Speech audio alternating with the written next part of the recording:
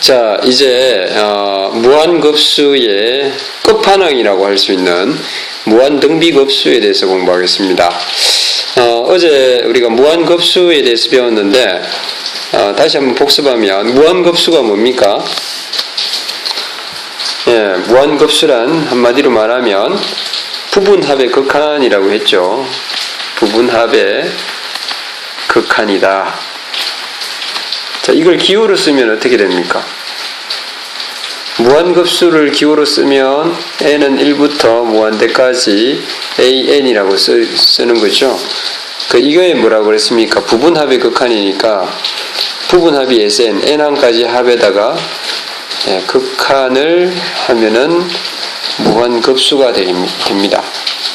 자, 무한급수를 부분합의 극한으로 볼 때 이 sn을 우리가 앞서 배웠던 시그마로 표현하면 시그마 k는 1부터 n까지 ak 이렇게 나타내도 됩니다. 이 세 개는 다 같은 의미가 되겠죠. 자, 이제 무한등비급수로 넘어갈 텐데요. 우리가 무한급수를 계산해 보면 항상 두 가지가 나온다 했죠. 이 두 가지는 항상 뭡니까? 발산 아니면 수렴입니다. 그죠? 예, 만약 수렴하면 우리가 그 합을 구할 수 있습니다. 그죠? 대개는 어떻게 해야 되겠습니까? 대개는 다 발산합니다. 대부분 발산하는데 수렴하는 경우가 아주 드물게 있습니다. 예. 그 첫 번째가 어떤 경우였냐면 지난 시간 문제를 여러 개 풀어봤지만 부부 분수꼴로 나누어져서 계속 더하다 보면 중간중간에 집어지는 것들이 있습니다. 그래서 부분분수꼴로 나타내는 경우가 간혹 수렴하는 경우가 있습니다. 또 두 번째가 뭐냐면 공비가 그죠? 공비가 등비급수에서 공비가 1보다 작은 경우가 있습니다. 절대값이. 이런 경우에 합이 수렴하는 경우가 있습니다. 기본적으로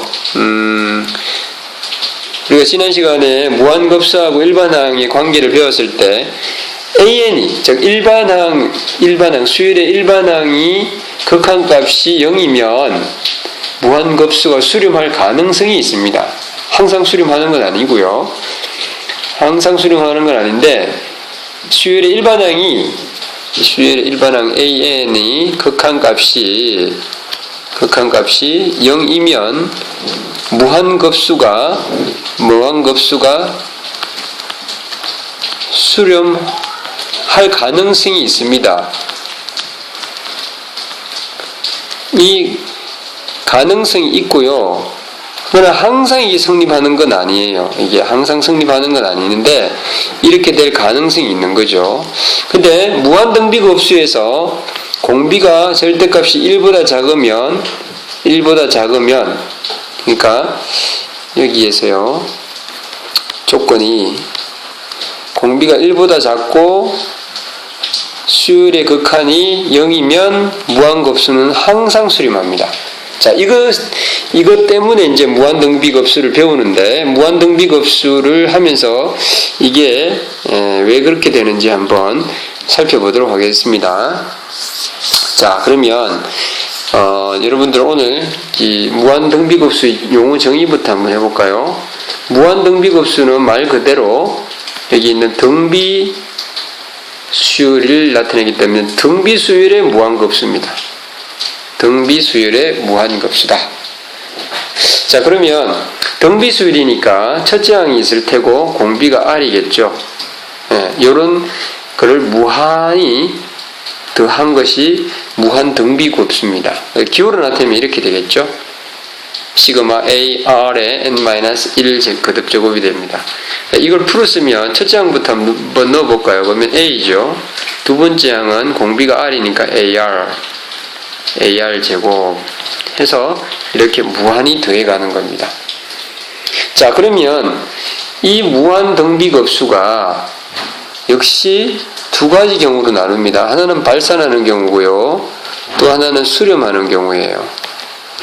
거의 대부분 발산합니다. 근데 수렴하는 경우가 특별히 있는데 이 수렴하는 경우는 공비 R이 절대값이 1보다 작은 경우입니다. 이런 경우만 수렴을 하게 되어 있습니다. 자, 여러분들 무한등비급수를 다른 말로 하면 뭐라 그랬습니까? 부분합의 뭡니까? 극한값이라 했죠. 부분합의 극한값이라 했습니다. 자, 그러면 또 이 부분합 있죠. 부분합은 등비수열의 부분합입니다. 즉 등비급수이기 때문에 등비수열의 일반항, 등비수열의 합을 어떻게 구합니까? 공식 기억납니까? 한번 써볼까요? 1 빼기 공비, 여기서는 R이죠. 공비분의 첫째 항 곱하기 1 빼기 공비의 항의 개수, 여기서는 n개이기 때문에 1-R n제곱이 되겠습니다.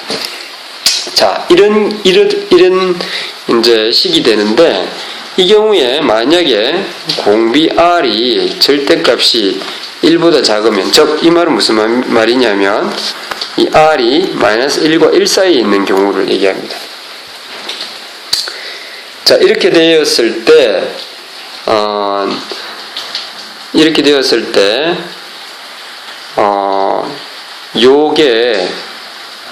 요게 어떻게 됩니까? n이 아주 커지면 이 R이 1보다 작은 수일 경우는 거듭 곱하면 점점점 0에 가까워지죠. 즉 이게 0이 됩니다. 따라서 이 값은 1-R분의 A가 됩니다. 자, 여기서 여러분들 주의할 사항은 뭐냐면 여기에 1이 들어가면 안 된다는 겁니다. 왜냐하면 분모가 여기에 1이 들어가면 분모가 0이 돼서 안 되는 거죠. 그래서 여러분들 주의사항인데요. 무한등비급수의 수렴 조건하고 등비수열의 극한의 수렴 조건하고는 다릅니다. 자, 다시 한번요. 중요한데,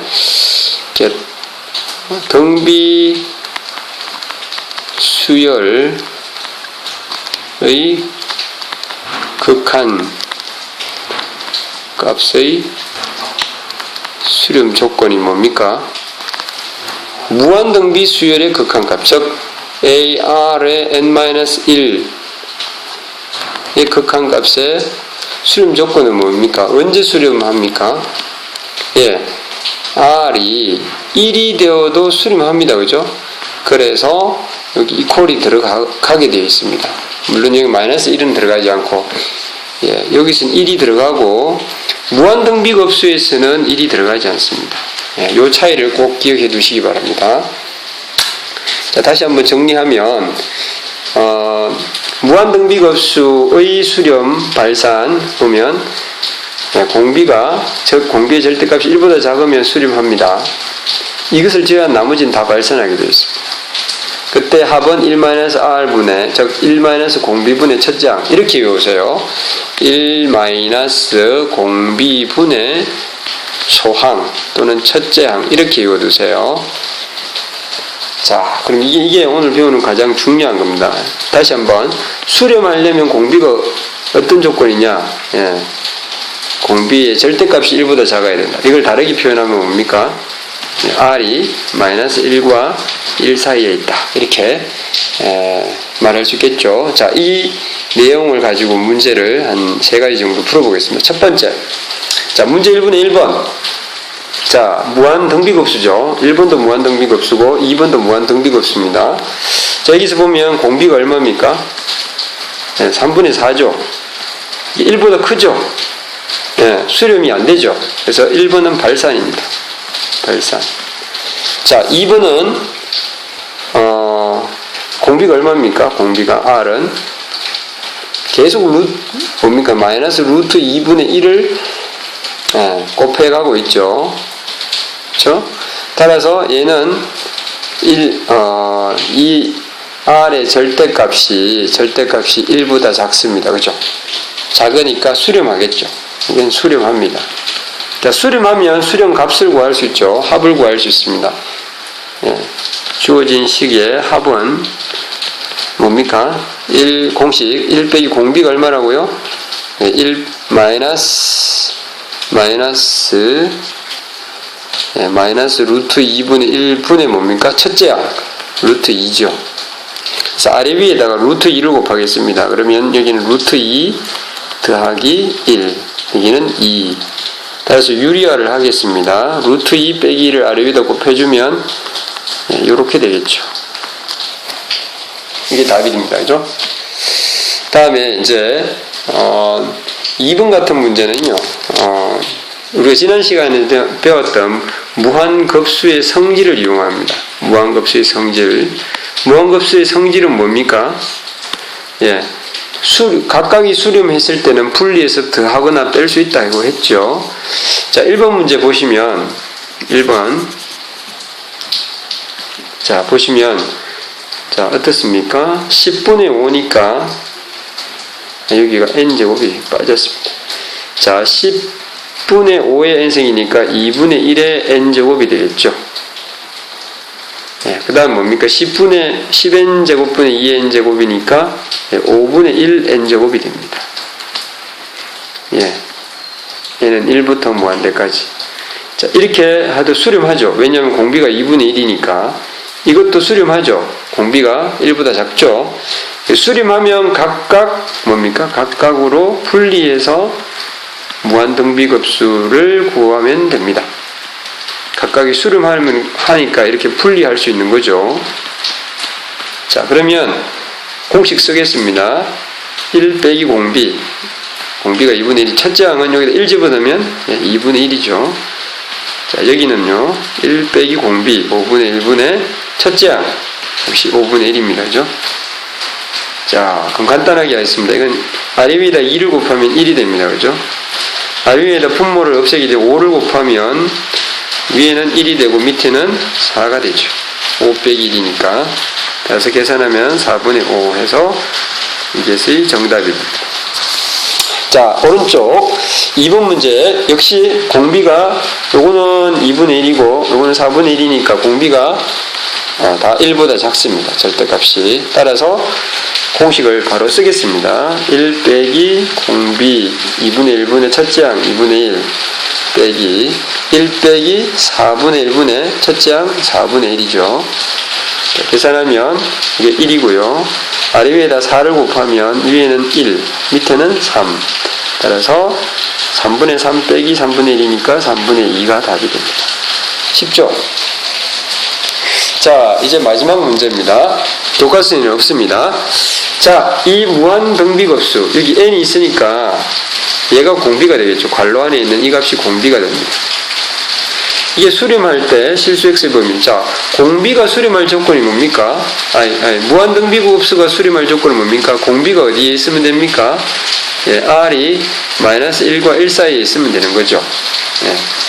그래서 이 문제는 1 빼기 x 더하기 x제곱이 마이너스 1과 1 사이에 있으면 된다. 이렇게 되겠죠. 자, 이 문제를 풀면 먼저 얘를 먼저 한번 풀어야 되겠죠.